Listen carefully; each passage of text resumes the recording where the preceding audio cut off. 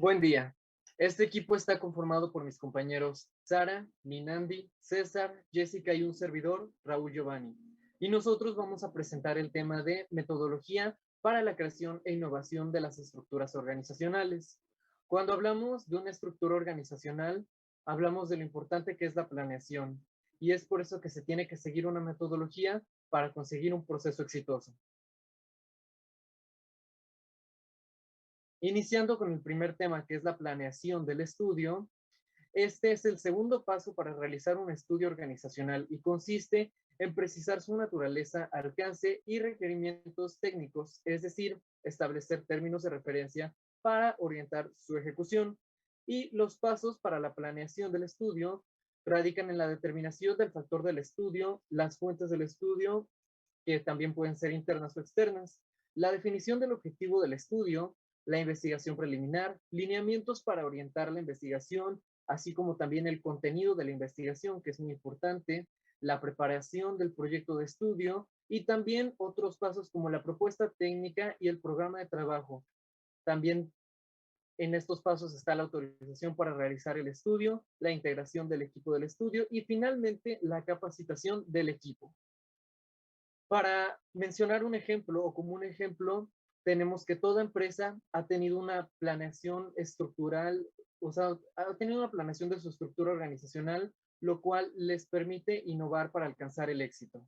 Continuando con lo que es la autorización del estudio, tenemos que bueno, es un documento final en el que está la aprobación y el consentimiento del titular de una organización, así como el órgano de gobierno y los niveles jerárquicos.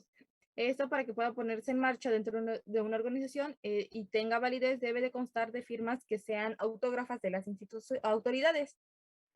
Y tenemos algunos pasos para hacerlo, lo que es la autorización para realizar el estudio, lo que es la integración del equipo de trabajo o del encargado y la determinación del programa de trabajo. Y, por ejemplo, tenemos esto que es una carta de autorización, como dijimos, es un documento en el cual mediante este se da el permiso o el acceso para realizar algo. Y continuando con lo que es la recopilación de la información, ya después de haber conducido la parte preparatoria de lo del estudio, se inicia la recopilación de datos.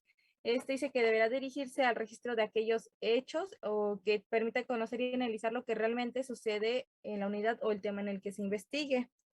Y para ello tenemos unos tipos de fuentes, el cual es el primario. Este dice que es donde está la información original, ni abreviada, ni traducida. Y las secundarias, que estas son obras de referencia que auxilian en el proceso de la investigación. Y dice que se conoce otra división, que son las documentales y las de campo. Y un ejemplo de esto dice que, bueno, para ello tenemos que nos servirá para determinar si las responsabilidades en la organización están adecuadamente definidas o también si se tienen los objetivos y políticas adecuadas, se encuentran vigentes y si están bien definidas. Y con el ejemplo que mencionaba es de que si se realiza una encuesta, una entrevista a un trabajador para obtener esos datos y, por ejemplo, dice que cómo se sintió durante su primera semana en su nuevo lugar de trabajo. Análisis e interpretación de datos. El primer tipo de análisis es el cuantitativo. Es información numérica ya que se vale de técnicas de la estadística y de la econometría para analizar descriptivamente el fenómeno investigado. Su interpretación puede fundamentarse en el análisis de regresión. Esto es cuando la atención se centra en la relación que existe entre una variable dependiente y una o más variables independientes. El análisis de correlación es un procedimiento estadístico que sirve para determinar si dos variables están relacionadas entre sí o no. El resultado de este análisis arroja valores entre -1 y +1 y el signo indica el tipo de correlación. La prueba de hipótesis es un procedimiento que sirve para juzgar las propiedades de una población estadística y su compatibilidad con una muestra poblacional. Las herramientas de las que se valen este tipo de análisis son la media, la desviación estándar, la moda, la varianza y la mediana. El resultado nos dará la información sobre el comportamiento de estas variables y su compatibilidad. El segundo tipo de análisis es el cualitativo. Es un procedimiento integrador de varios indicadores, como lo son las encuestas, las entrevistas u otros instrumentos que exigen respuestas de forma directa o indirectas. Un ejemplo de ello es la opinión de los clientes sobre un producto o servicio. Tal caso lo encontramos en Google Reseñas. Un ejemplo cuantitativo es cuando se aplican encuestas a una población determinada, como en el caso de Australia, donde se quería conocer el ingreso económico anual de la población y se encontró que el 24% de la población gana menos de $30,000 australianos, el 17% gana entre 40 y 50 mil dólares y solo un 8% gana más de 50 mil dólares.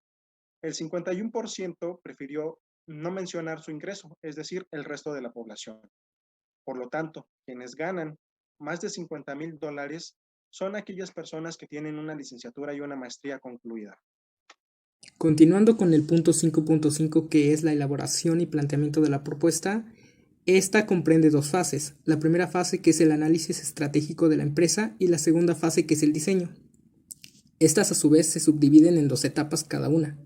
En la primera etapa de la fase 1 comprende lo que es que intervienen los participantes o responsables de diversas oficinas de la empresa y el personal posteriormente se selecciona para la administración de los archivos en cuestión. Aquí interviene un plan de actuación que consiste en la acumulación de documentos, los diferentes criterios que existen y la falta del personal. En la etapa 2, que consiste en el estudio de la base legal de la empresa y los procedimientos para su creación, aquí compete conocer la legislación vigente que afecta a dicha empresa. De igual manera tiene un plan de actuación, el cual consiste en los expedientes de perfeccionamiento empresarial, así como los reglamentos, resoluciones y de igual manera cartas circulares, entre otras. En la fase 2, que es el diseño, su primera etapa consiste en hacer un análisis general, quiere decir hacer un análisis completo en cuanto a la situación de los documentos que tiene la organización, así como su plan de actuación es la elaboración de cuadros de clasificación como la definición de series documentales. Como su etapa 2, que es la definición de los soportes en los cuales se plasmará cada tipo de documento durante los procesos de generación de los mismos. Aquí interviene el análisis del volumen de producción de los documentos y el análisis de identificación de los recursos de la información. Ahora, como un ejemplo en cuanto a la propuesta del modelo conceptual para la definición de la estructura organizacional para lo que sería una OIC, que es una organización intensiva de conocimiento. Esta se fundamenta principalmente en la consolidación de los conocimientos de un grupo de científicos o administrativos que desempeñarán diversas funciones guías cruzadas, en las cuales el flujo de información, la generación del conocimiento, así como la comunicación, el control y principalmente la toma de decisiones serán parte fundamental de lo que es la gestión y la transferencia del conocimiento mismo. Bueno, seguimos con la implementación. Aquí se requiere de la estrecha relación entre los directivos de la empresa, los técnicos informáticos, así como el personal seleccionado para llevar a cabo la creación de archivos. Este es un sistema de gestión de archivos. Este debe ser acorde a la empresa donde se debe actuar. Se debe seguir un plan o guía de acción donde deben establecerse las políticas para que el proyecto se lleve a cabo y se debe planificar lo que se va a desarrollar y registrar las decisiones que se tomaron y que afectan a la organización. Por ejemplo, tenemos el manual de operaciones, en donde se establecen los procedimientos, políticas y pasos a seguir en la empresa. Seguimos con lo que es la evaluación periódica. Esta es una herramienta útil para lo que es el control de gestión superior. Se realiza en base del análisis del cumplimiento de los objetivos o estándares establecidos, del alcance de los factores críticos del puesto y del grado de asimilación de los valores corporativos. Aquí se evalúa el desempeño, el potencial y se hace una retroalimentación. En la evaluación del desempeño se hacen observaciones generales, donde los evaluadores deben establecer las fortalezas, debilidades y hacer recomendaciones para mejorar. En la primera evaluación del potencial se hace una hoja de resumen, donde los evaluadores dejan constancia de la evaluación del empleado. Esto lo hacen promediando el puntaje que obtengan con los factores a evaluar. Como segunda evaluación del potencial, tenemos las consideraciones especiales. Aquí, de acuerdo a la evaluación anterior, lo que se hace es una serie de propuestas que se consideren pertinentes. Y para la retroalimentación se debe hacer por medio del jefe directo. Esta posibilita lo que es el seguimiento del desempeño, donde deben poner la evaluación parcial, las opiniones de los evaluadores y acciones para mejorar. Esta debe estar firmada y enviar una copia a lo que son recursos humanos. Un ejemplo de evaluación tenemos el siguiente. Para determinar el desempeño del personal del departamento de ventas, se establecen las competencias a evaluar. En este caso tenemos la puntualidad, la tolerancia, la facilidad de palabra, la estrategia que tengan, así como el dinamismo. Y cada uno se evaluará en una escala del 1 a 5, donde el 5 es el puntaje máximo, mientras que el 1 es el más bajo.